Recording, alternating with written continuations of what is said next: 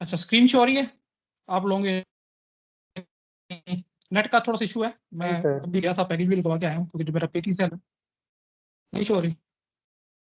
अच्छा, एक मिनट मैं दोबारा से शेयर करता हूँ।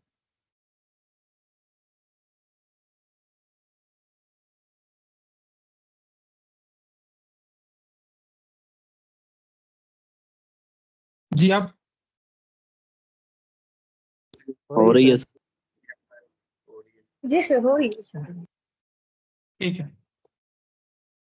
अच्छा जी, आज अपने स्टार्ट करना है ज्वाइंस, और उससे आगे मजीद हम इंशाल्लाह ट्रांजैक्शन को भी कोशिश करेंगे कंप्लीट करने की, क्योंकि ऑलरेडी हमने ज़्यादा दिन लगा दिए हैं मेरी एक्सपेक्टेशन से ज़्यादा। क्योंकि रमज़ान है इसलिए हम मजबूर हैं कि ज़्यादा टाइम भी नहीं दे पा रहे। अगर आज इंशाल्लाह ताला हमने ख़त्म कर देना था, लेकिन हम ये है कि चलो इंशाल्लाह कल हम कोशिश करेंगे कि डेटाबेस को जो है कंप्लीट कर सकें। देखें, आज के लेक्चर में हमने एलाइज देखेंगे, या एलियस आप जो भी इसको पढ़ते हो, दोनों तरीकों से ठीक है। और ज्वाइंस को देखेंगे, ज्वाइंस की कितनी टाइप्स हैं, कहाँ कहाँ पे इनका यूज़ है, और किस तरह से उस पर ऑपरेशन जो है परफॉर्म किया जाता है। पहले हम देखते हैं ज्वाइन है क्या। तो कल हम पढ़ रहे थे कि नॉर्मलाइजेशन वगैरह हमने करनी होती है, उसके नतीजे में क्या होता है कि टेबल्स जो है ना वो डिवाइड होना शुरू हो जाता है। और हमने जो लास्ट फिफ्थ नॉर्मल फॉर्म देखी थी, वो हमने इसी की तरीके देखी थी कि उसमें जो है ना ज्वाइंट डिपेंडेंसी जो है ना वो लॉसलेस होनी चाहिए। और मैंने कल थोड़ा सा आइडिया भी दिया था कि उससे क्या मुराद है। इससे मुराद ये है कि जब जितने भी ओरिजिनल टेबल्स है आपने छोटे छोटे टेबल्स में डिवाइड किया है उसको नॉर्मलाइजेशन के फॉर्म के दौरान, जब आप उनको अगेन कंबाइन करोगे तो आपके पास ओरिजिनल टेबल जो है ना वो अचीव होना चाहिए। अगर तो अचीव हो रहा है तो फिर आप हम कहते हैं कि आपके पास जो है ना लॉस लेस ज्वाइंट डिपेंडेंसी है, कि कोई भी डाटा लॉस नहीं हुआ।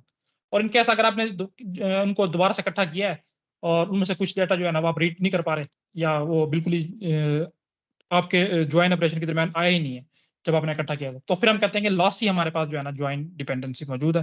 यानी कि जब हम ज्वाइन कर रहे थे तो कुछ डाटा लॉस हो गया। तो दोबारा इकट्ठा करने का जो फार्मूला है वो एक तो ज्वाइन तरीके से, यानी ज्वाइन एक तो यहाँ पे यूज होगा, और दूसरा कि हमारी बहुत कॉमन प्रैक्टिस है कि हम डाटा जो है ना एक टेबल में रखते ही नहीं। अगर रख भी लें तो हम जब नॉर्मलाइजेशन करते हैं तो डाटा जो है ना हमारा मुख्तलिफ टेबल्स में डिवाइड हो जाता है। तो बहुत सारी क्यूरीज हमारी ऐसी होती हैं कि हमने जो रिजल्ट यूजर को शो करना होता है वो एक ही मतलब क्या लोग टेबल के फॉर्म में या एक ही व्यू में शो करना होता है, लेकिन डाटा जो है ना उसके पीछे 2 या 3 या 4 टेबल्स में पड़ा होता है। फिर हम क्या करते हैं कि हम एक ऐसा ऑपरेटर यूज करते हैं, यानी कि ज्वाइन, कि वो 2-4 जितने भी टेबल्स हैं उनमें से डाटा उठा के लाए, किसी ना कोई कंडीशन होगी वो हम देखेंगे, और यूजर को वो एक सिंगल एंटिटी के तौर पे शो करे। ज्वाइन का ये काम है कि जब डाटा आपके पास डिस्पर्स्ड फॉर्म में पड़ा एक से ज्यादा टेबल्स में और आपने यूजर को शो करना है एक सिंगल व्यू की सूरत में, तब फिर हम वहां पे जो है ना ज्वाइन ऑपरेशन यूज करते हैं, यानी कि ये काम करेगा 2 या 2 से ज्यादा डाटा टेबल्स में मौजूद डाटा को कंबाइन करके शो करना। तो जब हम देखते हैं ये ज्वाइन है क्या, देखें, ज्वाइन इज एन ऑपरेशन, यानी कि कोई ऑपरेटर है that combines of rose of 2 और मोर टेबल्स, 2 या 2 से ज्यादा टेबल्स में रोज को कंबाइन करके शो करेगा, लेकिन कैसे, बेस्ड ऑन रिलेटेड कॉलम्स।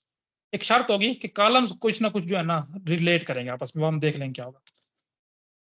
यानी कि इस टेबल में भी एक कॉलम ऐसा होगा जिसकी वैल्यू जो है ना इस दूसरे कॉलम में मौजूद टेबल में मौजूद एक कॉलम के साथ मैच करती होगी। इसी बेस पे फिर हम कहेंगे कि ये ज्वाइन ऑपरेशन परफॉर्म किया जाए, और फिर हमारे पास एक सिंगल टेबल आएगा इस तरह करके, जिसमें दोनों टेबल्स का डाटा मौजूद होगा। This operation is used for retrieving data from multiple tables simultaneously using common columns of tables.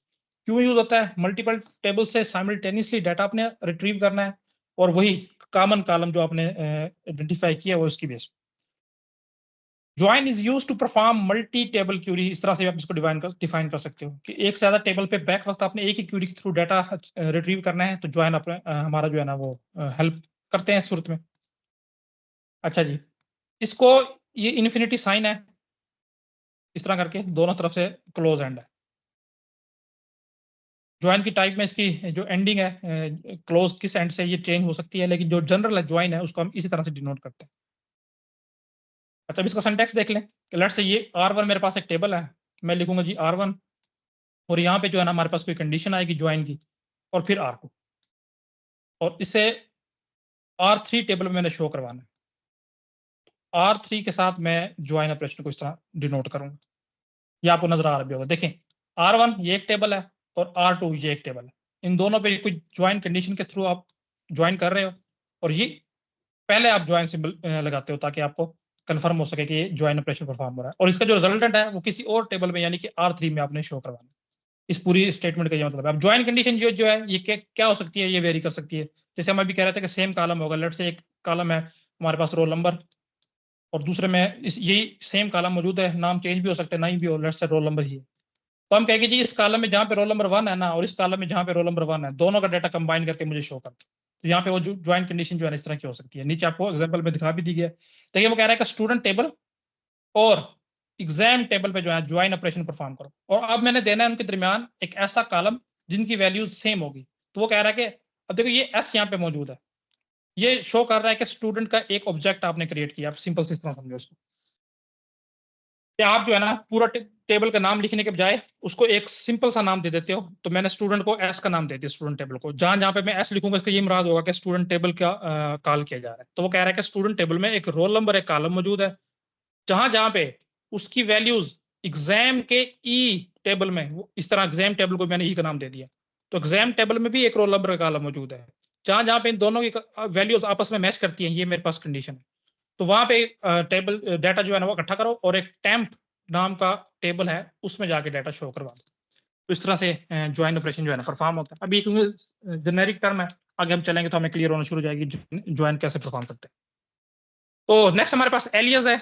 इसको आप जो भी मर्जी पढ़ सकते हो। उर्दू में इसका हम कहते हैं उर्फ, जैसे नहीं बोलते कि प्यार से नाम दे देना, फॉल्स इंटरप्रिटेशन के लिए, इस तरह करके।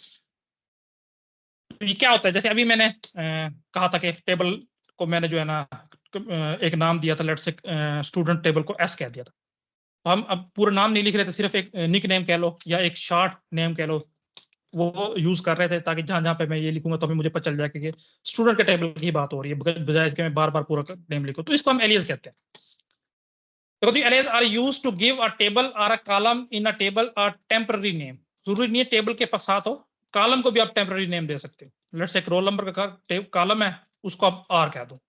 तो बजाय से आप पूरा रोल नंबर कॉलम का नेम लिखो, जहां पे भी आप आर लिखोगे तो उससे यही मुराद हो गया रोल नंबर का जो कॉलम है वो कॉल किया जा रहा है। तो लेकिन आप पहले इसको डिफाइन करोगे। कैसे डिफाइन करते हैं? एज कीवर्ड से। आप कैसे आप लिखोगे, let's say student as S, कि मैं स्टूडेंट टेबल ले रहा हूं और उसका मैं एलाइज नाम रख रहा हूं एस। तो जहां जहां पे एस एस यूज करूंगा इसका मुराद यही होगा कि स्टूडेंट टेबल की ही बात हो रही है। तो इस तरह से एक ये चीज है, एक दफा यूज में आ चुकी है पीपीएससी में, इसलिए मैंने यहाँ पे इसको इंक्लूड कर लिया। तो कह रहा है कि यार often use to make column names more readable. आप देखते होंगे कि जो नाम रखते हैं प्रोग्रामर्स, वो कुछ इस तरह से रखते हैं। लेट्स अगर स्टूडेंट डाटा का टेबल है ना, वो नाम रखेंगे स्टूडेंट, और साथ ही इसके जो है ना डाटा लिख देंगे। क्योंकि हमने पढ़ा हुआ है कि किसी भी चीज को नाम देने का तरीकाकार ये है कि बीच में स्पेस ना आए, ये वो आगे पीछे। तो इस तरह करके जो है ना वो नाम दे देते हैं। तो अब इसको ठीक है उनके लिए तो ठीक है, लेकिन एक आम बंदे ने अगर इसको व्यू करना है तो उसके लिए समझना थोड़ा सा मुश्किल हो गया, यार ये पता नहीं क्या लिखा हुआ है। इस अभी तो मैंने एक एग्जांपल दिए, 3-4 लफ्जों का अगर कोई इकट्ठा करके सुना नाम लिखा हुआ है तो बड़ा कॉम्प्लिकेटेड हो जाता है। तो इनको सिंपल नाम देने के लिए हम इसको यूज करते हैं कि बैक एंड पे हमारे पास नेम वही हो जो प्रोग्रामर ने रखे हैं, ताकि जब भी वो कोई चीज क्यूरी वगैरह रन करना चाहे तो अपने हिसाब से वो उन्हीं टेबल्स पे करे जो उन्होंने नाम दिए हैं। लेकिन जो यूजर को शो वो जो है ना एक प्रॉपर रीडेबल नाम शो, ताकि यूजर को कंफ्यूजन ना हो। तो इसलिए ये टर्म जो है ना वो यूज की जाती है। फिर वो कह रहा है कि only exist for the duration of that query. Let's say आप एक क्यूरी आपने रन किया है, तो जैसे ही आप कोई और क्यूरी रन करोगे, यानी उसका डाटा पिछले वाले क्यूरी का खत्म हो जाएगा, तो उस वक्त ये टेबल जो हमने टेम्पररी क्रिएट किया था, नाम टेम्पररी दिया था, वो भी डिस्ट्रॉय हो जाएगा। अगर आप अगेन वो नाम यूज करोगे तो वो ये कहेगा कि मैं इस नाम को रिकॉग्नाइज नहीं करता। तो आपको अगेन से एज कीवर्ड से जो है उसको नाम देना पड़ेगा। और आखिर में ये बताया गया कि कैसे क्रिएट किया जाता है, एज कीवर्ड को यूज करके। अच्छा, क्योंकि अब हम ज्वाइन को पढ़ रहे हैं तो हम ज्वाइन देखते हैं क्या है। हम ज्वाइन का हमें समझ आ गया कि दो या दो से ज्यादा टेबल्स का डाटा आपने करना है, एक्सट्रैक्ट करना है, तो उसके लिए एक ऑपरेशन यूज किया जाता है जिसको ज्वाइन बोलते हैं। दो टाइप्स के हमारे पास ज्वाइन है, एक इनर ज्वाइन है और एक आउटर ज्वाइन है। इनर ज्वाइन में आगे मजीद कुछ सब टाइप्स हैं, और आउटर ज्वाइन में भी मजीद सब टाइप्स हैं, वो आप देख लेते हैं बारी बारी कि कौन सा है। देखिए नहीं, इनर ज्वाइन में हमारे पास थीटा ज्वाइन है। मेन जो है ना हमारे पास थीटा ज्वाइन ही है। इक्वी ज्वाइन जो है ना वो थीटा ज्वाइन की एक एक्सटेंशन है। क्योंकि ये बहुत ज्यादा यूज होता था इसलिए इस पे एक अलग नाम दे दिया गया है। एक्चुअल में इनर ज्वाइन जो है वो थीटा ज्वाइन ही है, और थीटा यहाँ पे एक कंडीशन को शो करता है। जैसे अभी हमने देखा था कि S dot roll number is equal to E dot roll number, ये जो कंडीशन थी इसको जो है नाम थीटा बोलते हैं। तो थीटा ज्वाइन में क्या होगा कि कंडीशन दी गई होगी, उसकी बेस पे आपने ज्वाइन करना है। अच्छा, अब थीटा ज्वाइन में और इक्वी ज्वाइन में फर्क क्या है? थीटा ज्वाइन में जो कंडीशन है ना, जैसे अभी यहाँ पे डबल इक्वल है, यानी कि इक्वल का लगाया हुआ है, लेस देन हो सकता है, ग्रेटर देन हो सकता है, नॉट इक्वल टू हो सकता है, सारा कुछ हो सकता है। लेकिन अगर थीटा ज्वाइन में आपके पास जो कंडीशन यूज हो रही है उसमें इक्वल साइन, तो फिर उसको हमने अलग नाम दे दिया इक्वी ज्वाइन। यानी कि इक्वी ज्वाइन हमारे पास थीटा ज्वाइन ही है, बस सिर्फ फर्क ये है कि जो कंडीशन यूज हो रही है उसमें इक्वल ऑपरेटर यूज किया जा रहा है, तो उसको क्योंकि बहुत ज्यादा यूज होता है इसलिए हमने एक अलग नाम दे दिया इक्वी ज्वाइन। इनफैक्ट हमारे पास इनर ज्वाइन सिर्फ एक ही टाइप का है जो कि थीटा ज्वाइन। नेचुरल ज्वाइन हमारे पास कॉमन यूज होने वाला है, ज्यादातर जब आप ज्वाइन की बात करते हो तो उससे मुराद नेचुरल ज्वाइन ही होता है। नेचुरल ज्वाइन आपको कोई कंडीशन नहीं देनी पड़ती, जब भी आप दो या दो से ज्यादा टेबल्स पे कोई नेचुरल ज्वाइन अप्लाई करते हो तो वो क्यूरी खुद से देखती है कि इस टेबल में एक ऐसा कॉलम कौन सा है जिसका नाम और बाकी सारे पैरामीटर डोमेन वगैरह इस टेबल में मौजूद एक कॉलम के नेम और डोमेन वगैरह के साथ मैच करती है। कुछ भी आपने स्पेसिफाई नहीं करना, वो खुद से आइडेंटिफाई करेगी, और जहां जहां पे इन दोनों की वैल्यूज आपस में बराबर होगी वो सारी की सारी रोज उठा के जो है ना रिजल्टेंट टेबल में शो कर देगी। ये भी हम देखेंगे कैसे होता है। और एट द एंड हमारे पास आउटर ज्वाइन। आउटर ज्वाइन में वही जो आप पहले से पढ़ते हो, left outer join, right outer join, ये राइट ज्वाइन भी, फुल ज्वाइन या फुल आउटर ज्वाइन, कुछ भी इसको बोल सकते हैं, ये भी हम बारी बारी देख लेंगे। वैसे आसान सी चीजें लेकिन देख लेंगे हम है क्या। तो हम अपने इनर ज्वाइन से शुरू करते हैं। ठीक है, इनर ज्वाइन में मैंने पहले बता दिया, दो टाइप्स हैं, इक्वी ज्वाइन, अच्छा नेचुरल ज्वाइन से अलग है, इसको अलग रखो अभी। तो देखो जी, inner join is a join operation in database management system that combines two और more table based on related columns. ये तो ज्वाइन की ही डेफिनेशन है, सिंपल। अच्छा, लेकिन मसला डिफरेंस क्या है? Return only rows that have matching values among tables. आप एक कंडीशन दोगे, जहां जहां पे वो वैल्यूज मैच करेंगी वहां पे वही रोज सिर्फ आपको रिटर्न होगी। इससे कंफ्यूज नहीं होना, एग्जांपल में आपको समझ आ जाएगी। इसकी पहले टाइप हमारे पास है थीटा ज्वाइन। थीटा ज्वाइन क्या है कि सिंपल आप एक टेबल का नाम लिखो, लेट्स से टेबल 1, उसको ज्वाइन कर रहे हो टेबल 2 के साथ, लेट्स से टेबल 2, और यहाँ पे आपने कंडीशन लगा दी, उस कंडीशन को हम थीटा कह रहे हैं। अब इसमें कंडीशन कोई भी हो सकती है, लेट्स से मैं कह सकता हूँ ई डॉट रोल नंबर जो है वो ग्रेटर देन हो एस डॉट रोल नंबर से, तो बिल्कुल ये कंडीशन है कि ऐसा मुझे शो करो जहां पे रोल नंबर की वैल्यू जो है वो अगले कॉलम के रोल ग्रेटर हो, यानी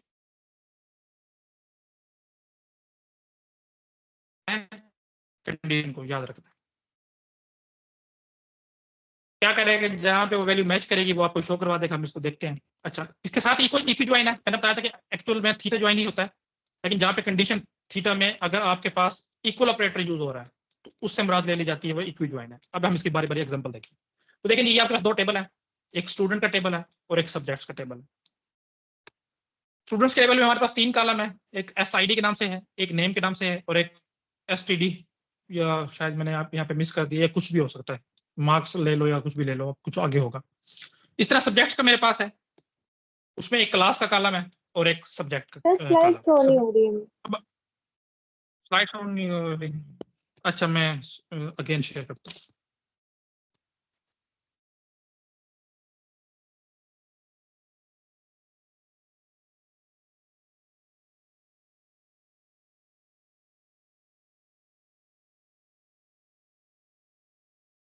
ये जब शो हो जाए मुझे बताना है।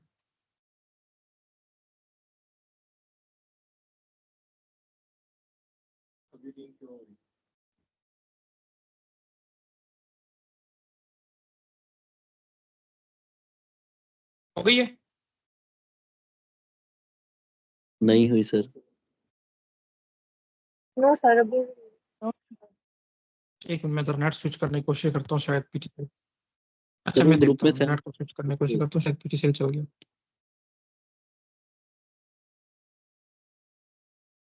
मैं करता हूँ। पहले स्लाइड शेयर थी लेकिन आवाज बहुत ब्रीक आ रही थी, पता नहीं सिर्फ मेरे साथ या सबके साथ।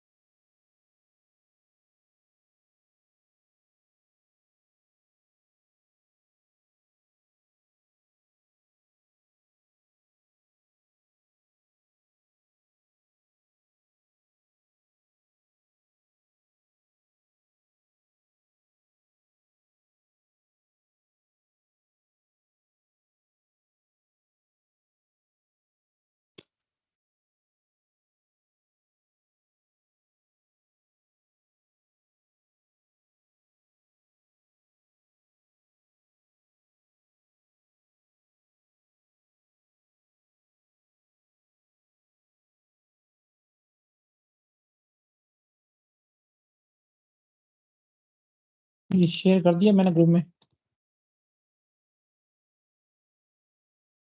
अभी अपलोड हो जाती है। स्टिल नहीं शो इस स्क्रीन आपके लोगों के पास? No sir. सर व्हाट्सएप वाली हुई है अभी। चलो अच्छा, अब हो जाएगी।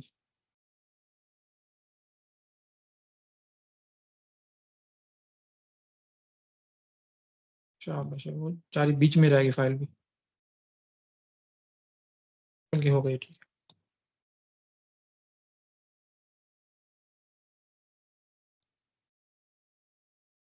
हाँ जी, अब शो हुआ टेबल? जी सर हो रहा है। जी सर, अब Yes, sir. हो गया अभी। तो देखिए दो टेबल है हमारे पास। स्टूडेंट का टेबल है, उसके अंदर 3 कॉलम है, स्टूडेंट आईडी, नेम और स्टूडेंट्स क्लास लगा लो फॉर एग्जांपल। इस तरह सब्जेक्ट्स का है मेरे पास, जिसमें एक क्लास का कॉलम है और एक सब्जेक्ट कॉलम। अब इसमें मैं जो है ना एक ज्वाइन लगाने की कोशिश करता हूँ। तो देखें जी, मैंने एक ज्वाइन कंडीशन लगाई है, ये ज्वाइन ऑपरेशन लगाया कि स्टूडेंट पे और सब्जेक्ट पे। उसको रीड करने का तरीका ये कि आप सबसे पहले इस तरफ से लेफ्ट टू राइट स्कैन करोगे जो भी टेबल का नाम आ रहा है, और इसी तरह राइट टू लेफ्ट करोगे जो टेबल का नाम आ रहा है। तो मुझे पता चल गया कि एक टेबल यानी कि T2 टेबल ये है, T1 टेबल ये है। उसके बाद हमेशा आपके पास ज्वाइन कंडीशन होगी, सिंबल होगा, इससे आपको पता चल जाएगा कि ज्वाइन ऑपरेशन जो है ना परफॉर्म किया जा रहा है। और इस बताया था कि थीटा है, तो ये सारा जो मैं अभी इन पैरेंथेसिस में कर रहा हूँ ये थीटा है। तो वो कह रहा है कि स्टूडेंट में जो एसटीडी कॉलम है, जहां पे उसकी वैल्यू इक्वल है किसके, सब्जेक्ट में जो क्लास का कॉलम है उसके। तो मैं देख लेता हूँ, देखें एसटीडी और क्लास। तो स्टूडेंट में एसटीडी का कॉलम है मेरे पास ये, जिसको मैं अभी एरो लगा के बता रहा हूँ, और सब्जेक्ट में मेरे पास क्लास का कॉलम है ये। तो वो कह रहा है कि जहां जहां पे इनकी वैल्यू सेम है ना, वो रोज जो है ना आपके पास शो होनी चाहिए। तो अब देखो क्या होगा, पहले मैं इस वैल्यू को उठाऊंगा और इस पूरी की साथ मैच करूंगा। तो लो जी, मैंने पहली इस रो के साथ मैच की, तो ये मैच कर गई, तो यानी कि ये रो और ये रो, एक तो ये इंक्लूड हो गई। तो इसके बाद इसको मैं नेक्स्ट रो के साथ मैच करूंगा, तो ये भी क्योंकि 10 है तो ये भी मैच कर गई, तो ये रो भी मेरे पास इंक्लूड होगी और इसके साथ ये रो भी इंक्लूड होगी, यानी कि 2 रोज होगी मेरे पास। अच्छा, उसके बाद 10 को मैं इस 11 के साथ मैच करूंगा, लेकिन यहाँ पे देखो 10 और 11 आपस कंपेयर करेंगे तो इक्वल नहीं है, तो ये रो इंक्लूड नहीं होगा। इस तरह फिर मैं 10 को इस लास्ट 11 के साथ मैच करूंगा, तो यहाँ पे देखो 10 और 11 आपस में मैच नहीं कर रहे, तो ये रो भी इंक्लूड नहीं की जाएगी। अब बिल्कुल इसी तरह मैं ये सारी चीजें 11 के साथ करूंगा।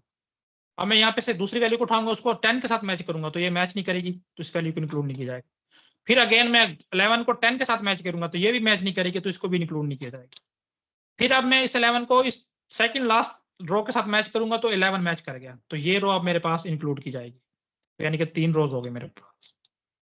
अच्छा, उसके बाद 11 को मैं आखिरी रो के साथ मैच करूंगा, तो यहाँ पे दोनों की वैल्यू अगेन इक्वल है, तो ये रो भी इंक्लूड की जाएगी, यानी कि टोटल 4 रोज जो है मेरे पास वो आनी चाहिए।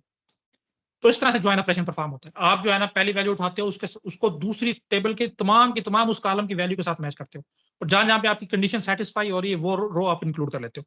इसमें आगे फिर थोड़ी सी कंफ्यूजन होती है, कुछ ज्वाइन ऑपरेशन जो है ना वो इस एसटीडी को और क्लास को 2 दफा इंक्लूड करेंगे, यानी कि एक दफा इस कॉलम के साथ, इस टेबल के साथ, और एक दफा इस टेबल के साथ। आप देख सकते हो, इस तरह भी देख सकते हो। और अगर इनके ऊपर नाम भी सेम है, यानी कि अगर यहाँ पे एसटीडी है और यहाँ पे भी इनके एसटीडी है, फिर वो सिर्फ एक ही दफा इस कॉलम को इंक्लूड करेंगे। तो इससे कंफ्यूज नहीं होना, ये इंप्लीमेंटेशन टू इंप्लीमेंटेशन वेरी करता है। कुछ ज्वाइंट्स की टाइप्स हैं जो इनको अलग अलग 2 दफा भी लिखेंगी, और कुछ हैं जिनको एक ही दफा लिखेंगे।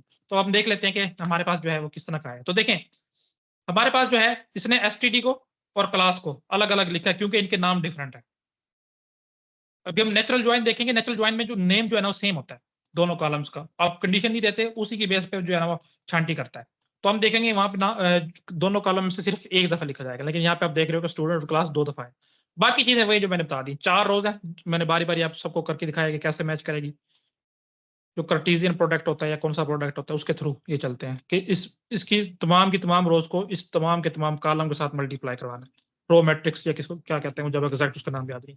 तो इस तरह करके जो है ना आपके पास ज्वाइन ऑपरेशन परफॉर्म किया जाता है, और इस तरह से आपके पास जो है एक रिजल्टेंट टेबल जो है ना वो सामने शो। तो अब ये आप देखें, ये आपके पास ज्वाइन के बाद वाला शो है। तो इस ज्वाइन ऑपरेशन में जो हमने परफॉर्म किया, किसी को कोई इशू है कि समझ नहीं आई कि सर ये कैसे है, तो मुझे बता दें, मैं इसको अगेन करवा देता हूं। समझ आ रही है सर। ठीक है, क्योंकि आसान चीजें हैं, इतने कुछ मुश्किल नहीं है, लेकिन फिर भी चलो। अब नेचुरल ज्वाइन है, देखो इसमें याद रखना कोई भी कंपैरिजन ऑपरेटर यूज नहीं किया जाएगा। बाय डिफॉल्ट ही कह लो कि बाय नेचर ये कैसे है कि दोनों कॉलम में दोनों टेबल में कॉलम ढूंढेगा जिसका सेम नेम होगा, और बाकी चीजें भी जितने एट्रीब्यूट्स का नेम, डोमेन, रेंज, वो तमाम की तमाम सेम होगी, उसकी बेस पे मैचिंग करेगा। तो हम पढ़ लेते हैं नेचुरल ज्वाइन है क्या। देखो, natural joins does not use any comparison operator, कोई कंपैरिजन ऑपरेटर यूज नहीं करेगा। We can perform a natural join only. अब शायद देखो, आप नेचुरल ज्वाइन सिर्फ एक सूरत में परफॉर्म कर सकते हो, कब? if there is at least one common attribute that exists between two relations, कि एक ऐसा कॉमन एट्रीब्यूट है जो दोनों या दो से जितने भी टेबल्स पे ज्वाइन परफॉर्म करना चाह रहे हो दोनों में मौजूद है।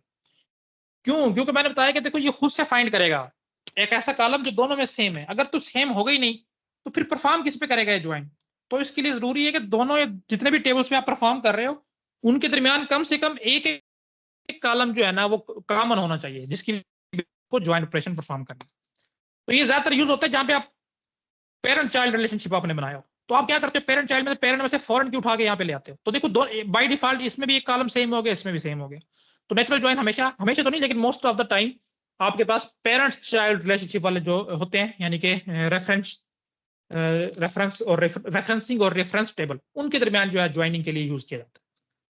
In addition the attribute must have the same name and domain. अब देखो जरूरी नहीं है कि सिर्फ वैल्यू सेम पड़ी हो। जैसे अब हमने देखा था कि एक कॉलम था एसटीडी, उसके अंदर 10 और 11 पड़ा था। एक कॉलम था क्लास, उसके अंदर भी 10, 11, 12, 13 पड़ा था। तो अब देखो इनकी वैल्यूज तो बिल्कुल सेम थी, इस बेस पे हमने कर दिया था। तो थीटा या इक्वी ज्वाइन कर सकता है, कोई से भी दो कॉलम्स को उठा के कर सकता है। लेकिन नेचुरल ज्वाइन तभी करेगा जब इनके कॉलम के नेम भी सेम होंगे, यानी कि दोनों सूरतों में अगर एसटीडी होता फिर ये हो पाता। जिस तरह अभी हमने किया था कि एक में एसटीडी था और एक में क्लास था, बेशक वैल्यूज कॉमन थी उनकी बेस पे हो गया था, लेकिन नेचुरल ज्वाइन ऐसे नहीं करेगा। नेचुरल ज्वाइन के लिए शर्त है कि जिन कॉलम्स पे होना है उनके नेम भी सेम हो, डोमेन भी सेम हो। डोमेन से मुराद है कि कौन सी वैल्यू एक्सेप्ट कर सकते हैं, कितने रेंज तक कर सकते हैं, सारी चीजें सेम होनी चाहिए। Natural join acts on those matching attributes where the values of attributes in both relations are same. अब हो सकता है कि बेशक नेम सेम है, यानी कि इसमें भी एसटीडी है और इसमें भी एसटीडी है, दोनों कॉलम में नेम सेम है, लेकिन हो सकता है कि इसमें 10 और 11 पड़ा है, इसमें 11 और 12 पड़ा है। तो उससे ये मुराद नहीं है कि सारी की सारी आ जाएंगी, मैचिंग फिर भी होगी, सिर्फ वही शो होंगी, यानी कि 11 फॉर एग्जांपल में 11 वाली ही मैच करके उन्हीं के अगेंस्ट जो डाटा पड़ा होगा सिर्फ वही लाया जाएगा। तो इस तरह से हमारे पास नेचुरल ज्वाइन काम करता है। अब हम इसकी एक प्रैक्टिकल एग्जांपल देख लेते हैं। देखिए आपके पास दो टेबल शो हो रहे हैं, एक कोर्सेज का है और एक एचओडी का है। तो 3 कॉलम है हमारे पास कोर्सेज में, कोर्स आईडी यानी कि सीआईडी, फिर हमारे पास कोर्स का नेम है, और फिर अगर डिपार्टमेंट है कि किस डिपार्टमेंट में कोर्स पढ़ाया जा रहा है। इस तरह फिर हमारे पास एचओडी है कि डिपार्टमेंट जो कंप्यूटर साइंस है उसका एचओडी एलेक्स है, जो मैकेनिकल इंजीनियरिंग या मैकेनिक्स है उसका एचओडी माया है, और जो इलेक्ट्रॉनिक्स है उसका जो एचओडी है वो मीरा के नाम से है। तो अब देखो हमारी जो पहली शर्त थी नेचुरल ज्वाइन अप्लाई करने के लिए वो ये थी कि दोनों टेबल्स में एक एक कॉलम या एक से ज्यादा भी हो सकता है, लेकिन कम से कम एक कॉलम ऐसा होना चाहिए जिसका नेम भी सेम है और उसके अंदर वैल्यूज भी सेम डोमेन की आ रही हैं। ये नहीं कि इसमें सीएस आ रहा है और इसमें जो है ना फॉर एग्जांपल नेम तो सेम है डिपार्टमेंट, इसमें 2-3 आ रहा है, नहीं इस तरह नहीं, डोमेन भी सेम होनी चाहिए कि किस टाइप की वैल्यू को वो एक्सपेक्ट कर रहा है। तो देखो डिपार्टमेंट ये हमारे पास इसमें मौजूद है और इसमें भी एक कॉलम मौजूद है जिसका नाम डिपार्टमेंट है, यानी कि पहली शर्त मेरी ठीक है। अब सिंपल मैंने क्या करना है, इसमें आपको कोई कंडीशन देने की जरूरत नहीं है। यहाँ पे आप टेबल T1 लिखोगे, ज्वाइन का साइन डालोगे और यहाँ पर टेबल T2, इस तरह करके जो है ना आप ज्वाइन ऑपरेशन परफॉर्म करोगे। कोई थीटा यानी कि कोई कंडीशन देने की जरूरत नहीं है, बाय डिफॉल्ट ही वो खुद से सेम कॉलम ढूंढ लेगा और उसमें जो वैल्यूज सेम होंगी वो इंक्लूड करेगा। अब ये कैसे काम करेगा, काम करने का तरीका सारा ज्वाइन का सेम, कैसे मैं आपको बता देता हूँ। ये पहले सीएस को उठाएगा, पहले तो ये आइडेंटिफाई करेगा ना कौन सा कॉलम सेम है। इसको आइडेंटिफाई होगा कि डिपार्टमेंट नाम का कॉलम जो है ना वो दोनों में सेम है, इस बेस पे मैंने कंपैरिजन करना। तो पहले नंबर पे वो सीएस उठाएगा, वो मैच करेगा इसके साथ पहले रो के साथ, तो मैच कर गई यानी कि पहली रो अब इंक्लूड की जाएगी। फिर वो सीएस को मैच करेगा एमई के साथ, लेकिन आपको पता है कि एमई और सीएस मैच नहीं कर रहे तो ये रो इंक्लूड नहीं की जाएगी।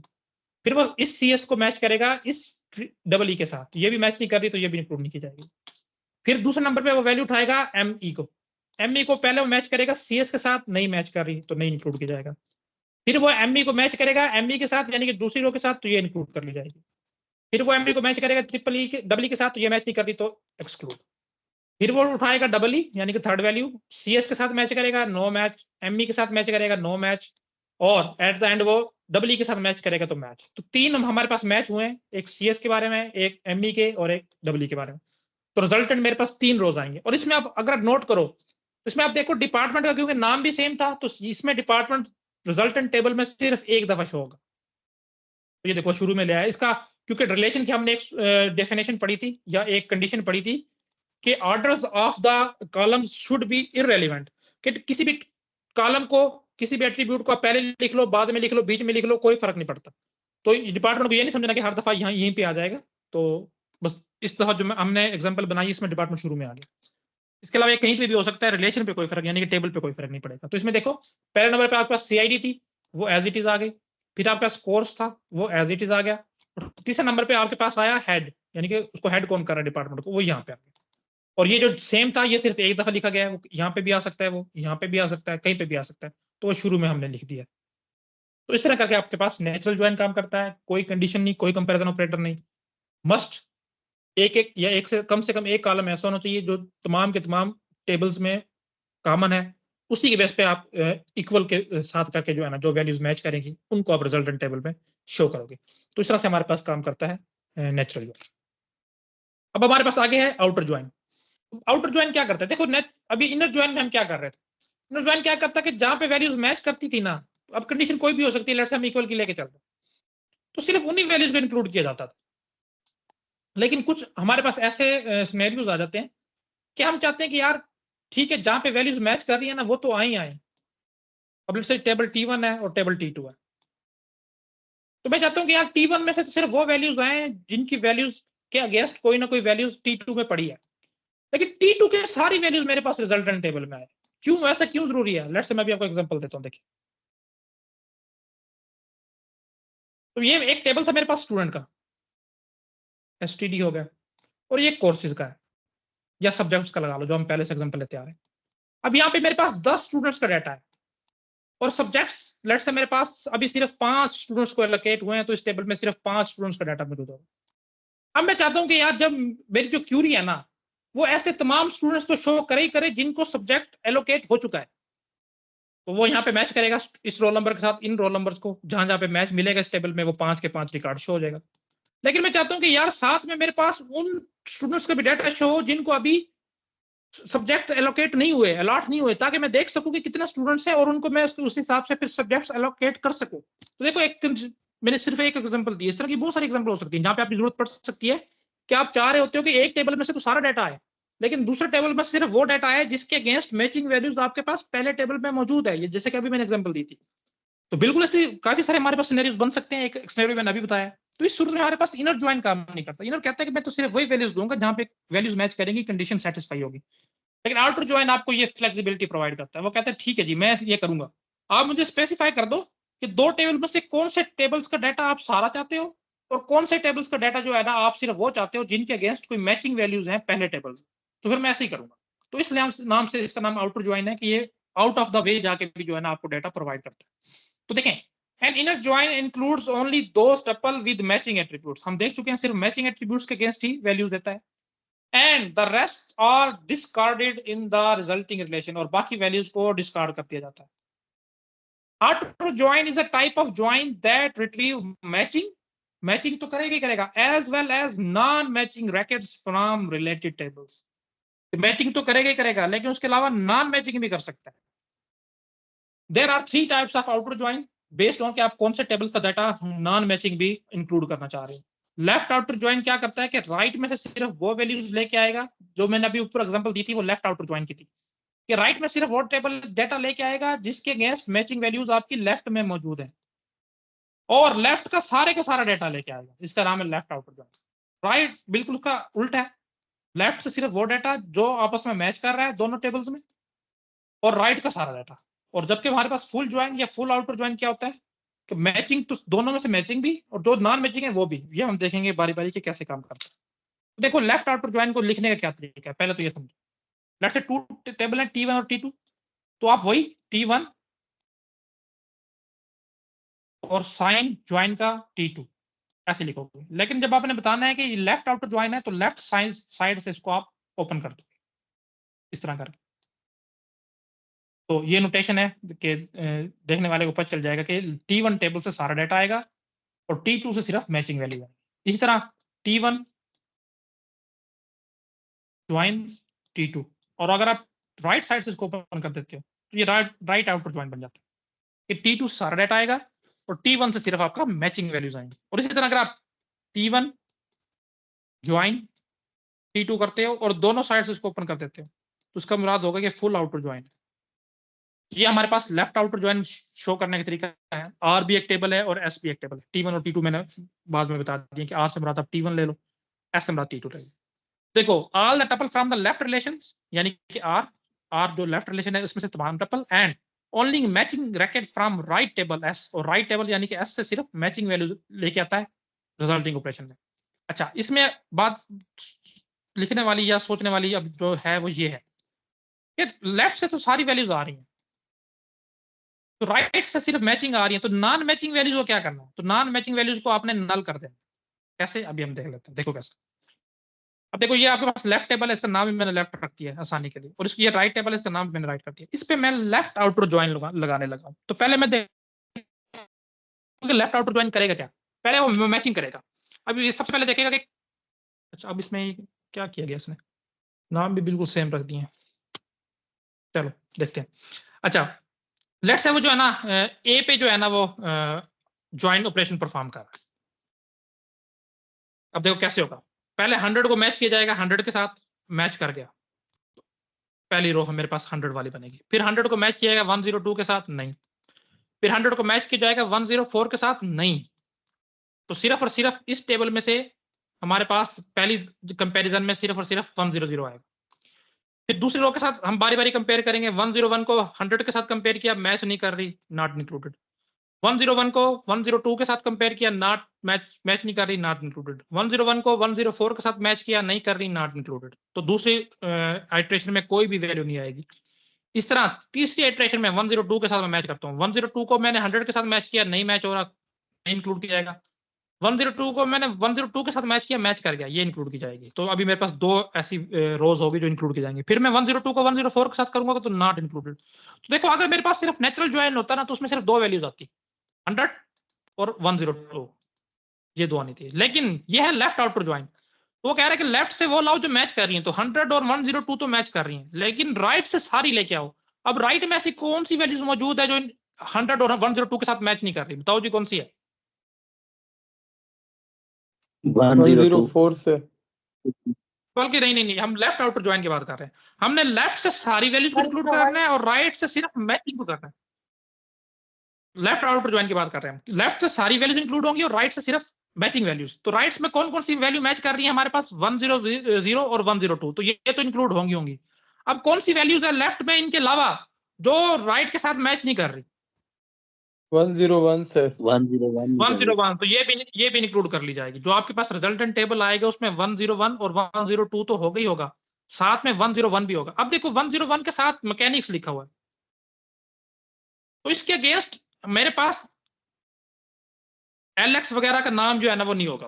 तो उसके साथ मैंने क्या करना, ये बात वो बता रहा था कि नल कर देना। तो अब देखो मैकेनिक्स के आगे मेरे पास सी और डी के अगेंस्ट कोई वैल्यू नहीं है। अभी यहाँ पे इससे मेरा ये सी ले लो और ये डी ले लो। तो अभी मैं क्या करूंगा, तो इन दोनों की वैल्यूज को मैं नल कर दूंगा, क्योंकि अब मैं मैच नहीं कर रही। अगर तो मैच कर रही होती तो इसी तरह मैं 100 और एलएक्स कर देता, यानी कि 100 के अगेंस्ट मेरे पास एलएक्स था तो मैं ये लिख देता। और इस तरह अगर 102 होता, 102 के अगेंस्ट मेरे पास माया पड़ा है तो मैं माया लिख देता। लेकिन अब मेरे पास 101 के अगेंस्ट इस तरह का कोई नाम है ही नहीं। तो वो अब वो कह रहा था कि अगर इस तरह की सिनेरियो आपके साथ बनता है कि अगर आपके पास इस तरह कोई चीज नहीं आ रही तो फिर आप उन वैल्यूज को नल कर दो। तो यहाँ पे आप देखोगे कि सी यानी कि ये और डी यानी कि ये कॉलम, इन दोनों की वैल्यूज नल मौजूद है। तो इस तरह करके आपके पास पूरा टेबल बनेगा। तो ये हमारे पास सर लेफ्ट ये आउटर इसमें ज्वाइन था। आपने सर जी आपने ये बोले। बताया कि वो जो पहले कॉलम सेम होगा तो वो एक बार ही आएगा, तो ये डबल कॉलम है तो ये शायद एक और डिफरेंट कंसीडर कर रहा है राइट वाले में। मैं ये ठीक कर देता हूँ। तो एक्चुअल में लिखा गया है ना वो इस तरह से। क्योंकि सर फिर वो डबल रिपीट होता फील होता है ऐसे। ये लो, अब इसको देख लो। अब देखो इसको, अब आपको क्लियर होगा कि बात किस तरह होगी। अब देखो सी और ए के नाम मैच नहीं कर रहा। अब वो हमारी कंडीशन पे मैच करता है कि हमने कंडीशन क्या दी। तो हम कह रहे हैं कि ए और सी की वैल्यूज को मैच करो, जहां जहां बराबर है उस पे ज्वाइन रखो। तो क्योंकि लेफ्ट आउटर ज्वाइन है तो अब ए 100 मैच करके ये भी इंक्लूड करेगी, 102 इंक्लूड करके ये भी करेगी। 104 राइट में है, लेफ्ट में नहीं है, तो ये नहीं आएगा। लेकिन 101 लेफ्ट में है, राइट में नहीं है, इसको इंक्लूड करना। तो ये देखो अब 4 कॉलम बने हैं, सर 1 2। इसको आसानी के लिए ये रखें कि लेफ्ट आउटर ज्वाइन है तो उल्ट्स का उल्ट होगा कि राइट से सिर्फ मैचिंग आएंगी, और अगर राइट आउटर ज्वाइन है तो लेफ्ट से सिर्फ मैचिंग आएंगी। बिल्कुल ऐसे ही है। अब राइट आउटर ज्वाइन अब आपको समझ आ गया होगा। इसमें आप देखो सेम डेटाबेस पे राइट आउटर ज्वाइन जब लगाया गया तो ये वैल्यूज आई। इसमें क्या हुआ है कि लेफ्ट से सिर्फ मैचिंग आई है, मैचिंग हम पहले निकाल चुके थे, 10 और 102 थी, लेकिन राइट से सारी आ गई है। देखो 100 102 और 104 ये सारी की सारी हमारे पास आ गई। और इसके अगेंस्ट मेरे पास 104 के अगेंस्ट मेरे पास ए कॉलम और बी कॉलम में कोई वैल्यू नहीं थी, तो वहां पे मैंने नल कर दिया सिर्फ।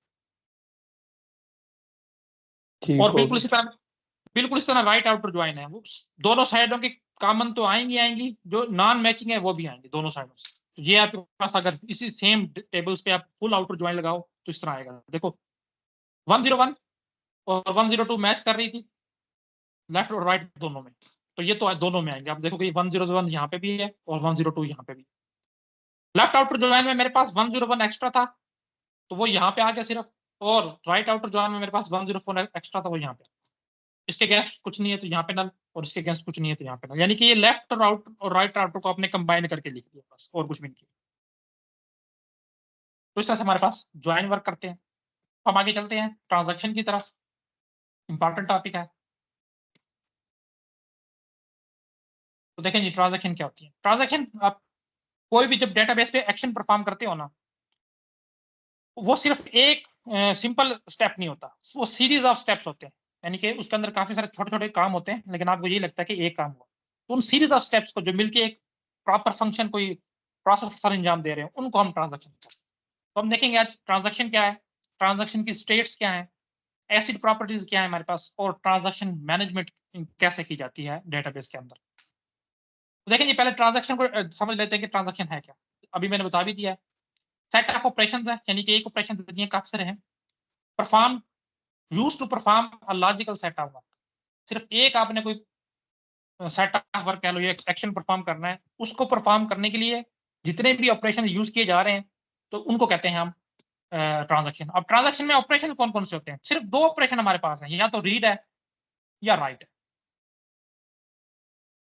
इन्हीं को हम बारी बारी यूज करके जो है ना सेट ऑफ ऑपरेशन बनाते हैं। लेकिन जो मेन ऑपरेशन है हमारे पास वो दो हैं ट्रांजैक्शन में, या तो रीड कर रहा होगा कोई डाटा को या राइट कर रहा हो। तो इन्हीं को हम अल्टरनेटिवली यूज करके एक पूरी ट्रांजैक्शन को सर अंजाम देते हैं। तो देखें जी bundle of all transaction of a logical operation, इसको दफा करो, ऊपर वाली डेफिनेशन ठीक है, ये alternate definition. A transaction usually means that data in database has changed. Transaction से हम ये मुराद लेते हैं कि डेटाबेस में जो पहले डाटा था ना वो अब चेंज हो चुका है। मतलब कैसे, लेट्स से आप अपने अकाउंट में आपके 50,000 रुपए हैं, आप गए एटीएम कार्ड आपने डाला, 10,000 जो है ना आपने विथड्रॉ करवा ली, तो अब आपके अकाउंट में 40,000 रुपए हैं। तो बिल्कुल इसी तरह के डेटाबेस में जो पहले वैल्यू थी वो चेंज हो चुकी है, इससे मुराद हम ट्रांजैक्शन लेते हैं। It is done by ensuring that all the data is restored to a consistent state when the computer is restarted after a crash. ये आगे चीजें आ जाएंगी। ट्रांजैक्शन इस चीज को इंश्योर करती है कि आप जो है, अभी हमने कहा कि सेट ऑफ ऑपरेशन लेट से 4 रीड ऑपरेशन थे और 3 राइट ऑपरेशन थे एक सिंपल ट्रांजैक्शन में जो मैं सर अंजाम दे रहा हूँ। तो इनमें से लेट से मैंने 4 रीड कर लिए और 2 राइट कर लिए, सिर्फ एक रहता था, किसी वजह से मेरी पावर फेलियर हो गया या कुछ भी क्रैश कर गया सिस्टम। तो ट्रांजैक्शन इस चीज को इंश्योर करती है कि जब भी आपका सिस्टम अगेन बूट अप होगा तो डेटाबेस जो पहली कंसिस्टेंट स्टेट पे था, यानी कि लेट्स से 50,000 रुपए थे आपके पास और आप 40,000 करने ही वाले थे, सिर्फ एक ऑपरेशन रहता था, आपके 40,000 हो जाने थे, 6 ऑपरेशन परफॉर्म हो चुके थे, लेकिन सिस्टम बंद हो गया। तो जब आपका सिस्टम दोबारा से लॉग इन होगा या बूट अप होगा तो आपके अकाउंट में 50,000 रुपए, यानी कि प्रीवियस जो कंसिस्टेंट स्टेट थी उसमें ही होगा। तो अब हम इसको देखेंगे इससे मुराद क्या है। इससे मुराद हम एक एसिड प्रॉपर्टी में लेते हैं atomicity. Contains a finite number of steps, हाँ ये एक बात है कि कोई भी ट्रांजैक्शन इनफिनाइटली लेंथी नहीं हो सकती, फिनाइट नंबर ऑफ स्टेप्स होंगे। Executing the same programme multiple times will generate multiple transaction, कि एक ही प्रोग्राम है, लेट से एक ही तरीका है, आप एक दफा अपने कार्ड इंसर्ट किया, पिन इंटर किया, अमाउंट इंटर की, विथड्रॉ करवाई, तो ये एक ही प्रोसेस है। लेकिन जितनी दफा आप इस प्रोसेस को आप अगेन एग्जीक्यूट करोगे, उससे हर दफा मुराद एक नई ट्रांजैक्शन ली जाएगी। ये नहीं कहोगे कि आप एक ही ट्रांजैक्शन को बार बार कर रहे हो, नहीं। वही कह रहा है कि सेट ऑफ सेम प्रोग्राम है, यानी कि सेट ऑफ प्रोसेस है, इसको आप बारी बारी एग्जीक्यूट कर रहे हो, तो ये मुराद है कि आप बारी बारी नई नई ट्रांजैक्शन को समझ जाते हैं। तब एक सिंपल सी ट्रांजैक्शन की हम एग्जांपल देख लेते हैं। लेट्स अभी बैंक की एग्जांपल लिख देते हैं। मैं चाह रहा हूँ कि यार ए का अकाउंट है, एक कोई बंदा है, उसने बी के अकाउंट में जो है ना 500 रुपए ट्रांसफर कर दिया। अब एक सिंपल सी ट्रांजैक्शन है, ये होती कैसे है? देखो, आपने अंदर कार्ड डाला, पिन वगैरह एंटर कर दिया। अब उसके बाद क्या होता है? आपका अकाउंट ओपन किया जाएगा। लेट्स से आप हो ए और जिसको आपने भेजना है वो है बी।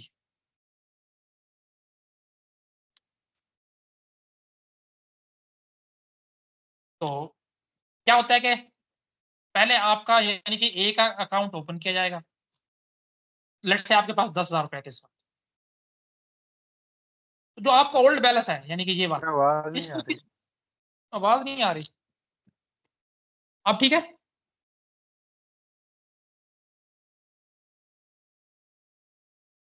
हाँ जी, आवाज आई है? जी सर, आ रही है सर। जी सर, आ रही है। तो पहला अकाउंट ओपन करने के बाद क्या होगा? एक वेरिएबल बनाया जाएगा, लेट्स से एक्स। एक्स में जो आपका ओल्ड बैलेंस है, यानी कि 10,000, वो रखा जाएगा। ये एक स्टेप हो गया आपका। दूसरा क्या किया जाएगा? एक और वेरिएबल बनाया जाएगा, लेट्स से वाई। और उसमें क्या किया जाएगा कि जो आपका ओल्ड बैलेंस था, ओल्ड बैलेंस आपका किस वेरिएबल में सेव है?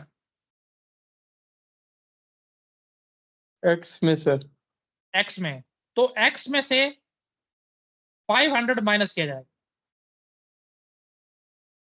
यानी कि 10,000 में से 500 माइनस किया, 95 जवाब आया, तो वो आपका वाई में असाइन कर दिया गया। तो फिर अब आप क्या करोगे? आप कहोगे जो आपका अब नया बैलेंस है या करंट बैलेंस है, उसको हम बी लगा लेते हैं, वो आप कर दोगे वाई,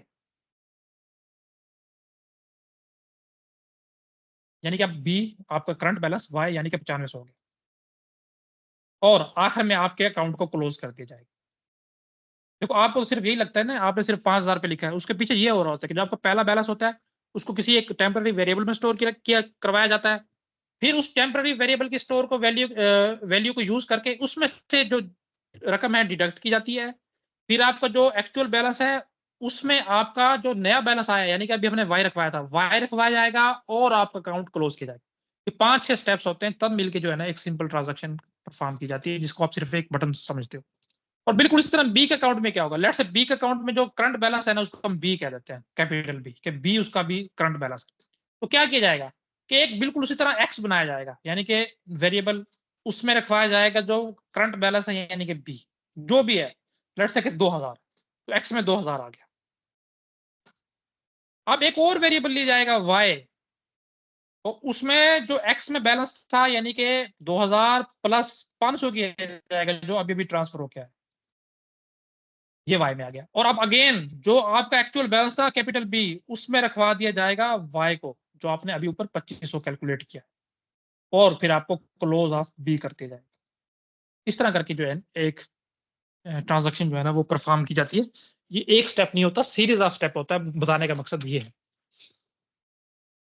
तो इसमें कुछ टर्म्स हैं जो यूज होती हैं, वो हम नीचे लिखी हुई हैं, देख लेते हैं क्या है। पहला नंबर पे है रीड या एक्सेस डाटा, यानी कि रीड ऑफ एक्स कह लो या रीड ऑफ आर कह लो, कुछ भी कह लो। पहला एक्शन या पहला ऑपरेशन ये है, रीड ऑफ एक्स, के एक्स डाटा को रीड किया जा रहा है। दूसरा हमारे पास राइट है, राइट ऑफ एक्स, के एक्स डाटा मेंबर में जो वैल्यू पड़ी है उसको अपडेट किया जा रहा है। और एक टर्म इसमें यूज होती है कॉमिट। देखो, पहला काम ये हुआ, तो इसका जो भी रिजल्ट होगा ना, आपने रैम के अंदर स्टोर कर लेना है, आपके कंप्यूटर में जो रैम होगी। फिर आपने दूसरा एक्शन परफॉर्म किया, इसका जवाब भी आपने रैम के अंदर स्टोर कर लिया। फिर ये तीसरा किया, इसका भी रैम के अंदर कर लिया। फिर चौथा किया, इसका जवाब भी रैम के अंदर कर लिया। और आखिर में पांचवा हुआ, उसको भी आपने रैम के अंदर स्टोर कर लिया। तो हमें पता है कि रैम जो है ना, उसमें कोई डाटा परमानेंटली स्टोर नहीं होता, फिर वो टेम्परली आपके पास होता है। जैसे आप सिस्टम को बंद करोगे, वो डाटा चला जाएगा। तो ये जितना भी काम हो रहा है ना, उसकी जो वैल्यूज बन रही हैं, इंटरमीडिएट रिजल्ट आ रहे हैं, वो सारे के सारे रैम में स्टोर किए जाते हैं। तो जब आपका आखिरी स्टेप परफॉर्म हो चुका होता है, उसके बाद फिर आपकी बारी होती है कि आप इस रैम वाले डेटा को उठा के हार्ड डिस्क में स्टोर करवाओ। ताकि वो पक्का पक्का सेव हो सके। तो जो कमांड हमारी रैम से उठा के इस टेम्पररी डाटा को हार्ड डिस्क में परमानेंटली स्टोर करवाती है, उसको हम बोलते हैं कॉमिट। कॉमिट याद रखना वहां पे यूज किया जाता है कि जो आप चेंजिंग्स अभी कर रहे हो वो अभी आरजी तौर पे हुई है, पक्की नहीं हुई। हाँ, जब आप चाह रहे हो कि हाँ अब बिल्कुल ठीक है, अब इसको पक्का पक्का कर दो, फिर आप आखिर में कमिट करते हो। कमिट करने से क्या होगा कि वो चेंजेस जो आपने की हैं वो परमानेंटली स्टोर हो जाती हैं आपकी हार्ड डिस्क के अंदर। तो इसलिए हमारे पास कमिट का एक लफ्ज यूज किया जाता है, एक कमांड यूज की जाती है परमानेंटली डाटा को या चेंजेस को सेव करने के लिए। अब हम देख लेते हैं कि ट्रांजैक्शन की स्टेट्स कौन कौन सी हैं। तो देखो, कोई भी ट्रांजैक्शन है वो जैसे शुरू होगी ना, पहले वो इनएक्टिव होती है, पैसिव होती है। जैसे प्रोसेस देखते थे कि प्रोसेस प्रोग्राम होता है पहले, और प्रोग्राम को हमने कहा था कि पैसिव एंटिटी। तो बिल्कुल इस तरह भी ट्रांजैक्शन एक पैसिव एंटिटी होती है कि इस पर भी कोई एक्शन परफॉर्म नहीं हो रहा था। जैसे ही आप इसको इनिशिएट करते हो तो वो सबसे पहले एक्टिव होती है। जैसे प्रोसेस प्रोग्राम एक्टिव होकर प्रोसेस बन जाता था, इस तरह स्टेटस ट्रांजैक्शन जो है ना उसका स्टेटस अपडेट होकर एक्टिव हो जाता है कि आप उस पर काम हो रहा है। तो जो भी आप काम कर रहे हो वो पार्शली कमिट होता आ रहा है कि लाइन बाय लाइन आप परफॉर्म कर रहे हो और उसका जवाब जो है वो रैम के अंदर स्टोर होता है। हाँ, कुछ चेक पॉइंट्स हो सकते हैं, लेकिन अभी आप ये समझो कि हर ट्रांजैक्शन जो है ना वो उसका फौरी तौर पे जो भी रिजल्ट है वो रैम के अंदर आप सेव करवाते हैं। तो अगर आप बिल्कुल 6 स्टेप्स थे आपके, 6 नंबर ऑफ इंस्ट्रक्शंस थी, 6 की 6 आपने परफॉर्म कर ली हैं बिल्कुल बगैर किसी मसले के, तो फिर आप कमिट जो है ना वो कर दोगे, यानी कि रैम से हार्ड डिस्क में डाटा ले। ये बिल्कुल जो है ना नॉर्मल फ्लो है और वो ट्रांजैक्शन एंड हो जाएगी। लेकिन मसला क्या है,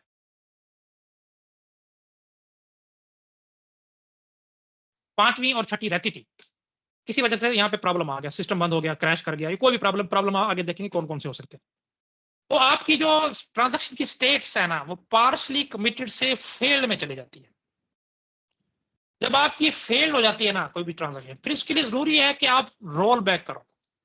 ये दूसरा एक हमने कीवर्ड सुना है, रोल बैक। उससे मुराद क्या है कि ये जो 4 आपने इंस्ट्रक्शन को एग्जीक्यूट करके इनका डाटा रैम में स्टोर करवाया हुआ था, इनको डिस्ट्रॉय कर दो और अगेन पहली ही इंस्ट्रक्शन से इसको सरंजाम दो, यानी कि बिल्कुल इस तरह हो जाओ कि अभी अभी ये ट्रांजैक्शन एक्टिव हुई। तो ये 2 फ्लो है, एक नॉर्मल फ्लो और दूसरा ये कि कुछ इंस्ट्रक्शंस आप एग्जीक्यूट कर चुके थे, उसके बाद कोई कैटास्ट्रॉफिक फेलियर आया तो आपकी जो स्टेट है वो पार्शली कमिटेड से फेल्ड में चलेगी। फेल्ड से फिर आप अगेन सारा रोल बैक करोगे और बिल्कुल नए सिरे से इसको एक्टिव करोगे, पहली स्टेटमेंट से इसको शुरू करोगे, अगेन वो फ्लो चले। तो ये हमारे पास कुछ स्टेट्स एंड ट्रांजैक्शन की, इसको याद रखना है। अच्छा, ये कुछ चीजें हैं वो मैं ऑलरेडी बता भी चुका हूँ कि जितनी भी टेम्पररी चीजें हैं वो रैम के अंदर कमिट हो जाता है तो डाटा हार्ड डिस्क के अंदर आ जाता है, और फेल हो जाता है तो रोल बैक कर देता है। ये 3 चीजें यहाँ पे अलग अलग से बता भी दी गई है। तो देखो, तो जितनी भी अंडर पार्शली कमिटेड है वो रैम के अंदर, फुली एक्सेप्टेड यानी कमिट कर दी वो हार्ड डिस्क के अंदर, और अगर फेल हो गई तो फिर आप इसको रोल बैक करोगे। ये बात मैंने यहाँ पे 3 लिखी हुई है और अलग अलग मैंने बता भी दी। रोल बैक और कमिट काफी इंपॉर्टेंट टर्म है एमसीक्यूज के हवाले से। रोल बैक आ भी चुकी है तो कमिट्स को भी आपने याद रखना है कि कमिट होता क्या। अच्छा, नेक्स्ट हमारे पास प्रॉपर्टीज हैं ट्रांजैक्शंस की, बड़ी इंपॉर्टेंट प्रॉपर्टीज हैं इंटरव्यूज के पॉइंट ऑफ व्यू से, अक्सर पूछ ली जाती है कि एसिड प्रॉपर्टीज क्या है। अब इसमें से एसिड जो आप देख रहे हो कैपिटल में लिखा है, यानी कि ये किसी ना किसी चीज को डिनोट कर रहा है। ए डिनोट करता है एटॉमिसिटी को, सी कंसिस्टेंसी को, आई आइसोलेशन को, और डी जो है वो ड्यूरेबिलिटी को। तो एक ट्रांजैक्शन जो है ना इन 4 प्रॉपर्टीज को एग्जिबिट करती है अपने लाइफ साइकिल के दौरान। या हम ये कह सकते हैं कि एक ट्रांजैक्शन को अगर आप चाहते हो कि वो सक्सेसफुली कमिटेड हो तो उसके अंदर ये 4 खुशियात लाजमी तौर पे होनी चाहिए। तो अगर ये होंगी तो वो सक्सेसफुली कमिट करेगी, और अगर किसी वजह से वो फेलियर भी हो जाती है, फेलियर भी चल जाती है, तो वो गारंटी देगी कि कम से कम डाटा जो है वो आपका कंसिस्टेंट रहे, वन कंसिस्टेंट स्टेट यानी कि प्रीवियस कंसिस्टेंट स्टेट में वो मूव कर जाएगा। तो देखते हैं हम बारी बारी कि ये क्या प्रॉपर्टीज है। पहले हमारे पास है एटॉमिसिटी। एटॉमिसिटी कहती है ऑल और नन। ये इसका प्रिंसिपल है। क्या मुराद है कि एक ट्रांजैक्शन लेफ्ट से आपके पास 6 स्टेप्स में पूरी होनी थी, 4 हुए, 2 रहते थे, यहाँ पे फेलियर आ गया। तो एटॉमिसिटी प्रॉपर्टी कहती है कि जितनी अगर आप पूरी नहीं है ना, लेट्स से 100 थी, 100 में से स्टेप में से आपने 99 इंस्ट्रक्शन को परफॉर्म कर लिया था, सिर्फ एक रहती थी, और यहाँ पे 99 और 100 के बीच में एरर आ गया, तो आप क्या करोगे, नो की नो को खत्म कर दो, डिस्कार्ड कर दो। यानी कि या तो 100 की 100 पूरी हो, या अगर बीच में से कहीं भी कितनी भी हो चुकी थी एरर आ गया तो नन कर दो, कि कोई भी नहीं हुई, सबको खत्म कर दो, सबके रिजल्ट को डिस्कार्ड कर दो। तो ये ऑल और नन है। देखो, this property states that transaction must be treated as an atomic unit. देखो, हमने देखा है कि ट्रांजैक्शन बेसिक एक एटॉमिक एक्टिविटी नहीं है, उसके अंदर बजाते खुद काफी सारी चीजें हैं। एटॉमिक यूनिट या एटॉमिसिटी हम कहते हैं कि ऐसी चीज जिसको मजीद डिवाइड ना किया जा सके। जैसे हम रिलेशन में कहते थे कि एवरी वैल्यू इज एटॉमिक, यानी कि जो हर टेबल में हर कॉलम में जो वैल्यू मौजूद है उसको मजीद डिवाइड नहीं किया जा सकता, उसको हम बोलते थे एटॉमिक वैल्यू है। तो बिल्कुल इसी तरह वो कह रहा है कि आपने ट्रांजैक्शन को एटॉमिक वैल्यू के तौर पे लेना है, एटॉमिक यूनिट के तौर पे लेना है। अब उससे ये मुराद है कि बेशक उसके अंदर और स्टेप्स हैं, लेकिन आप उसको ऐसे ही समझो कि एक ही है भाई, या तो होगा या नहीं होगा, बीच वाली कोई सिचुएशन नहीं। वही बात है कि बेशक उसके अंदर बहुत सारी हैं, लेकिन या तो वो 100 की 100 पूरी करे, बीच में कहीं होगी तो उसका मतलब है कि एक भी नहीं हुई। तो वही बात यहाँ पे आ जाती है कि ऑल और नन, या तो सारी होंगी या कोई भी नहीं। There must be no state in a database where a transaction is left partially completed. देखो, ऐसी कोई स्टेट नहीं है, या तो कंप्लीट हुई है या नहीं हुई, सिंपल सी बात है। पार्शली कंप्लीटेड वाली कोई चीज नहीं। State should be defined either before the execution or after the execution, कि या तो बिफोर ट्रांजैक्शन ये स्टेट थी या आफ्टर है। बीच वाली जो है ना कि पार्शियल हो गई या नहीं, ये वाली कोई स्टेट डेटाबेस में एग्जिस्ट नहीं करती, तो इसको हम बोलते हैं एटॉमिसिटी। नेक्स्ट हमारे पास है कंसिस्टेंसी। वो कहता है कि डेटाबेस हमेशा कंसिस्टेंट रहता है। क्या मुराद है कि लेट्स से अभी आप एक ट्रांजैक्शन शुरू करने लगे हो, तो लाजमी तौर पे ट्रांजैक्शन शुरू करने से पहले आपका डेटाबेस कंसिस्टेंट होगा। आपने कोई परफॉर्म की, तो ये नहीं होना चाहिए कि उस ट्रांजैक्शन को परफॉर्म करने से आपका डेटाबेस इनकंसिस्टेंट हो जाए, नहीं। क्या मुराद है कि एक जगह पे तो उस डेटाबेस में आपकी वैल्यू ऑफ पैसे आ रहे हैं 10,000, किसी और जाके आपने एटीएम में चेक किए, वहां पे आ रहा है 20,000। नहीं, ऐसा नहीं होना चाहिए। हमेशा डेटाबेस एक कंसिस्टेंट स्टेट से दूसरी कंसिस्टेंट स्टेट में मूव करेगा आफ्टर या बिफोर ट्रांजैक्शन। ये कंसिस्टेंसी हमें इस बात की गारंटी देती है कि बीच में अगर किसी वजह से कोई एरर आ भी जाता है ना, तो आप नेक्स्ट पे मूव नहीं कर सकते, बैक पे तो कर सकते हो ना। तो क्या करो कि जो पिछले वाली कंसिस्टेंट स्टेट थी उस पे मूव कर जाओ। No transaction should have any adverse effect on the data residing in the database. कोई भी ट्रांजैक्शन इतना एडवर्स इफेक्ट ना डाले डेटाबेस पे कि वो डेटाबेस की वैल्यूज ही चेंज हो जाए। ये है कंसिस्टेंसी। नेक्स्ट है हमारे पास आइसोलेशन। देखो, आइसोलेशन क्या है। देखो, लेट्स से अभी मैं आपको पैसे भेज रहा हूँ, इसी वक्त में एक और बंदा आपको पैसे भेज रहा है, आपके पास है 10,000। 5 मैंने भेजे, 5 उस बंदे ने भेजे, और बिल्कुल बैक वक्त भेजे, दोनों एक वक्त आके इकट्ठे हुए, तो एक दफा चेंज हो गए, 15,000 हो गए। लेकिन देखो, आपके पास 5 2 दफा आए थे, बेशक बैक वक्त आए हैं, लेकिन आए तो 10,000 थे ना, तो आपके टोटल वैल्यूज होनी थी 20,000, लेकिन हो गई 15,000। तो इसका क्या मुराद हुआ कि डेटाबेस में अगर आप एक से ज्यादा ट्रांजैक्शन बैक वक्त कर रहे हो ना, तो डेटाबेस को समझ नहीं आ रही कि कौन सी वैल्यू को मैंने अपडेट करना। इस तरह की एग्जांपल ले लो, या इस तरह ले लो कि लेट्स से आपके अकाउंट में 10,000 है, यहाँ से आप पैसे निकलवाना चाह रहे हो, तो इसी वक्त में कोई बंदा आपको भेज रहा है 5,000, और आप 5,000 ही निकलवाना चाह रहे हो। तो देखो, एट द एंड आपके पास एक्चुअल में 10,000 होने चाहिए थे, लेकिन क्या हुआ कि ये 5,000 वाले भी काफी सारे स्टेप्स में डिवाइड है ट्रांजैक्शन, ये भी, तो आपने यहाँ पे 5,000 पे निकलवा भी लिए, और इसने यहाँ पे 5,000 आपको भेज भी दिए, लेकिन एक्चुअल वैल्यू आपकी फिर भी 5,000 आ रहे हैं। आपने ऑपरेटिंग सिस्टम में पढ़ा था कि जो लास्ट ट्रांजैक्शन या लास्ट प्रोसेस या लास्ट थ्रेड जो है वो एंड करती है, वो डिसाइड करती है कि लास्ट वैल्यू क्या होगी शेयर डेटा वेरिएबल की। तो आपको समझ आ रही होगी कि ये बिल्कुल इस तरह हो सकता है कि लास्ट में जो खत्म होगी वो डिसाइड करेगी कि इसके वैल्यू क्या होगी। तो ये सूरत में होता है जब एक वक्त में रेस कंडीशन, हाँ वही ये कह रहा है कि रेस कंडीशन नहीं आनी चाहिए। तो अगर एक, इससे क्या मुराद है कि आपका अकाउंट है या कोई शेयर डेटा है, उसको एक वक्त में एक से ज्यादा ट्रांजैक्शन अगर सेम वक्त में एक्सेस कर रही है, तो उनके दरमियान हमने एक सिंक्रोनाइजेशन करनी है, बस सिंपल सी ये बात है।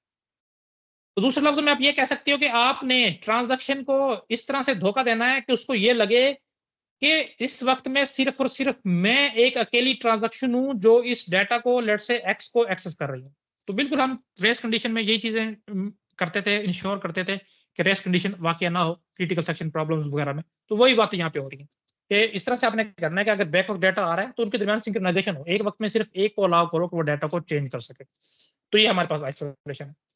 और देखो ड्यूरेबिलिटी क्या है, ड्यूरेबिलिटी ये है कि आपने किसी वजह से डेटाबेस में कोई काम आप कर रहे थे और पावर फेलियर हो गया या कोई और किसी वजह से एडवर्स इफेक्ट आया, तो जब आप अपने डेटा कंप्यूटर को रीबूट करोगे ना, तो ये इसको इतना इंटेलिजेंट या इतना कह लो कि ड्यूरेबल होना चाहिए कि जो लास्ट स्टेटमेंट थी ना वो यहाँ पे कर सके। क्या मुराद है, लेट्स इस तरह 6 स्टेप्स थे एक ट्रांजैक्शन के और आपने 6 के 6 कर लिए, यानी कि ये कंप्लीट हो चुकी थी। आपने कमिट की कमांड भी दे दी, डेटाबेस में ये वैल्यू अभी रीड राइट होने वाली थी हार्ड डिस्क में, लेकिन इससे पहले कि राइट हो पाती सिस्टम बंद हो गया।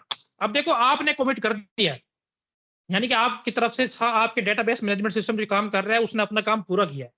अब ये बात आ जाती है आपके सिस्टम पे, तो वो कह रहा है कि ड्यूरेबिलिटी इस चीज को इंश्योर करती है कि अगर कोई इस तरह की कंडीशन हुई कि आपने कमिट कर दिया था लेकिन उसको एक्चुअल में डाटा राइट होने से पहले सिस्टम बंद हो गया है, जब आप सिस्टम को रीबूट करो तो इस बात को आइडेंटिफाई करे कि लास्ट ट्रांजैक्शन ऑलरेडी कमिट हो चुकी थी, तो आपको उससे आगे काम करना है, यानी कि इसको इस वैल्यू को आपने हार्ड डिस्क के अंदर सेव रखना है। अगर तो आपका डेटाबेस इतना है तो फिर हम कहेंगे कि वो ड्यूरेबल है, ट्रांजैक्शन आपकी ड्यूरेबिलिटी को इंश्योर करती है, अदरवाइज नहीं। तो इसमें ड्यूरेबिलिटी में और आईएसओ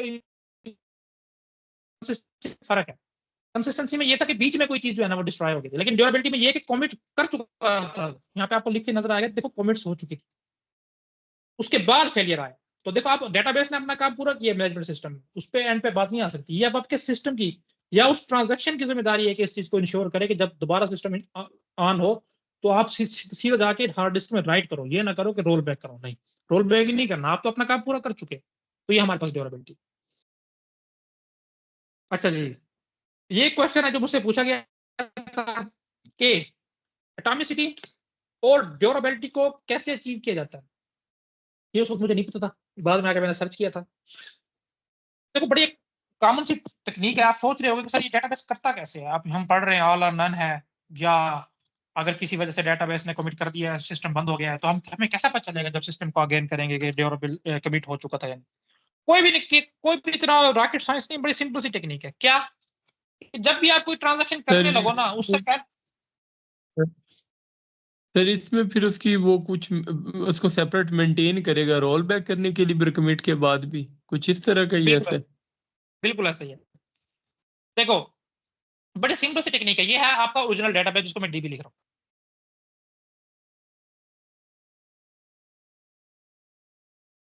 तो जब भी आप कोई ट्रांजैक्शन परफॉर्म करने लगोगे तो आप सबसे पहले इसकी एक कॉपी बनाओगे। लेट्स से मैं ये कह देता हूं कॉपी। उसके बाद जितना भी आपने कमिट करना है, कोई भी काम करना है, रोल बैक करना है, जो भी करना है, जितने भी काम करते आ रहे हो, आप सारे के सारे इस कॉपी पे परफॉर्म करोगे, ओरिजिनल डेटाबेस को बिल्कुल अनटच रखोगे। तो अगर किसी वजह से आपको रोल बैक करना पड़ जाता है तो आप सिंपल इस कॉपी को डिस्ट्रॉय कर दोगे और कहोगे कि भाई ये रोल बैक हो गया। तो बिल्कुल ऐसे ही है, रोल बैक से मुराद ये था कि जो प्रीवियस कंसिस्टेंट स्टेट थी कि जैसे अभी ट्रांजैक्शन हुई नहीं थी उस पे लेके जाना है। हाँ तो मेरे पास वो एक कॉपी पड़ी है तो फिर उस पर कह दूंगा कि ये लो, जो आप प्रीवियस कंसिस्टेंट स्टेट पे आ गए हो, उस कॉपी को बिल्कुल ही डिस्ट्रॉय कर दिया। बिल्कुल ठीक है। अच्छा दूसरा कंडीशन क्या है, तो दूसरा कंडीशन ये कि मेरे बिल्कुल सारे एक्शन जो है ना बिल्कुल ठीक से परफॉर्म हो गए हैं, मुझे रोल बैक करने की जरूरत नहीं है। अब मैंने कमिट करना है, तो देखो मैं कमिट क्या करूंगा, कमिट में क्या करूंगा कि इसी कॉपी को कह दूंगा कि ये अब मेरी ओरिजिनल डेटाबेस यानी कि डीबी हो गई और इसको ओरिजिनल वाले को डिलीट कर दूं। समझ आइए कैसे काम करता है। Yes sir. तो ये सिंपल सी टेक्निक है, एक कॉपी बनाओ उसमें सारे चेंजेस करो, अगर तो सारी चेंजेस बिल्कुल ठीक हो गई हैं, कोई मसला नहीं आया तो नई कॉपी को ही कह दो कि यही नई कंसिस्टेंट स्टेट है, यही असल डेटाबेस है, और प्रीवियस वाले को डिलीट कर दो। और किसी वजह से नए मसला आ गया तो नए वाले को डिलीट कर दो, पहले वाले को कह दो कि ये प्रीवियस स्टेट है, कंसिस्टेंट स्टेट, ये आपका ओरिजिनल डेटाबेस है। तो आपके पास पुरानी कॉपी होती है, जो पुरानी कॉपी होती है आपके पास, उसको आप बोलते हो शैडो कॉपी, जिसको आप बिल्कुल अनटच रखते हो, वो शैडो कॉपी आपके पास। जी सर मैं ये पूछना चाह रहा था, पूरी की पूरी डेटाबेस की शैडो कॉपी रखना मुश्किल नहीं है सिस्टम में, पूरी की पूरी डेटाबेस की? ये मेरे ख्याल में स्पेसिफिक पोर्शन की बात हो रही है कि जहां पर वो ट्रांजैक्शन अप्लाई होगी। नहीं, शैडो कॉपी हमेशा पूरे डेटाबेस की जाती है। सर फिर उसके लिए फिर ये सिस्टम का ये वो हार्डवेयर ज्यादा नहीं है उसकी डिपेंडेंट हो जाता कि इतनी कॉपी। बिल्कुल, इसीलिए तो सारे के सारे आप बैंकिंग सिस्टम वगैरह देख लो, सर्वर बेस्ड अप्लाई हुए। डेटाबेस हमेशा उनका सर्वर पे पड़ा होता है, बड़े बड़े डाटा सेंटर्स में पड़ा होता है, कभी भी आपकी सही लोकल जो सर। कंप्यूटर इंस्टॉल उसमें नहीं होता। इसीलिए तो उनको ताकि वो, और देखो और कोई चारा नहीं है आपके पास, आप किस तरह, अच्छा कोई ऑप्शन दो कि रोल बैक आपने करना है, आप किस तरह कर सकते हो, चलो कोई और ऑप्शन। मेरे माइंड में तो ये आया था जब मैंने आपके साथ डिस्कस किया, मैंने तो एक स्पेसिफिक पोर्शन को ध्यान में रख के किया था कि फॉर एग्जांपल एक मतलब कि क्रेडिट वाली ट्रांजैक्शन हो रही है, पैसे हमारे अकाउंट में आ रहे हैं। एक मिनट, मैंने अभी ट्रांजेक्शन स्टार्ट किया है, तो मेरा सिस्टम कैसे प्रिडिक्ट करेगा कि मैंने किस अकाउंट में डेटा पैसे भेजने हैं? सर देखिए मैंने स्टार्ट किया ट्रांजैक्शन, तो सर मेरे अकाउंट के रिलेटेड बात चल रही है ना, तो सिस्टम सबसे पहले ठीक तो है, मेरे अकाउंट की पूरी कॉपी मेंटेन करेगा एक। सर एक ये ठीक है, मतलब कि एक ऐसे डिस्टिंक्शन है सर, जो मेरे माइंड में आया था कि पहले वो मेरे अकाउंट ठीक की है, कॉपी मेंटेन कर लेगा, फिर सेकंड जब ठीक है, मुझे वो फंड ट्रांसफर, मैंने जो भी ट्रांजैक्शन मैंने उसमें मैंने फॉर एग्जांपल किसी ने मुझे सेंड किए हैं, तो उसके ठीक अकाउंट है। की कॉपी और मेरे ख्याल में हम दोनों की अकाउंट की कॉपीज को मेंटेन करना चाहिए था मेरे अकाउंट में पैसे क्रेडिट होने तक। देखो उसको कैसे पता है कि आपने किसको पैसे सेंड करने हैं? सर ये तो हम अकाउंट नंबर ट्रांजैक्शन शुरू होने से पहले हमने डेटाबेस की कॉपी करनी है। वो तो जब आप अकाउंट नंबर इंटर करोगे तब उसको पता चलेगा कि इस अकाउंट में भेजने हैं, इसलिए तो वो सारे के सारे डेटाबेस की कॉपी कर रहा है। सही सर। अगर तो वो इतना इंटेलिजेंट होता है, वो गैस कर लेता कि आप इस अकाउंट में करना चाह रहे हो, फिर तो ठीक है, वो सिर्फ आपकी और उसके अकाउंट की कॉपी कर लेता, फिर तो हमारा काम आसान हो जाता। लेकिन अभी इसको पता ही नहीं है। आपको तो उसे कन्फर्म है कि आपने जो करनी है, आपकी तो कॉपी करेगा ही करेगा। लेकिन टारगेट क्या है, आपने किसको भेजना है? हो सकता है कि आप एक ही ट्रांजेक्शन के दौरान 2-3 बंदों को भेज रहे हो, ये भी पॉसिबल है। वो आपसे पूछता है कि क्या आप मजीद कुछ ट्रांसफर करना चाहते हो, आप कहते हो हाँ, तो आप अभी ट्रांजेक्शन वो कंटिन्यू होती है, कंप्लीट नहीं होती, उसी में आप एक दो को और भी भेज सकते हो। तो ये गैस करने वाली बात कि किसको भेजना है, ये भी इसलिए हमारे पास मजबूरी है कि हम कंप्लीट डेटाबेस की कॉपी करते हैं। देखो ठीक हो जरूरी नहीं गया है कि सर। यही टेक्निक यूज हो सकता है, कोई और भी टेक्निक यूज हो सकता है, पॉसिबल है। लेकिन जो मुझसे पूछी गई थी और मैंने आके सर्च की थी, मुझे उस वक्त ये मिली थी। अब मैं शायद सर्च करूं कि एटॉमिसिटी और ड्यूरेबिलिटी को कैसे इंश्योर किया जाता है, या रोल बैक को और कमिट को कैसे इंश्योर किया जाता है। हो सकता है कि मेरे पास कोई और हो। रिकवरी के आप और भी ऑप्शन है, सर लॉग बेस्ड रिकवरी आप कर सकते हो। सर हम इसको सर्च करेंगे और सर नेक्स्ट क्लास में डिस्कस कर लेंगे अगर कुछ हाँ इसमें कुछ और मिला तो। बिल्कुल श्योर, कोई मसला नहीं है। ठीक है जी।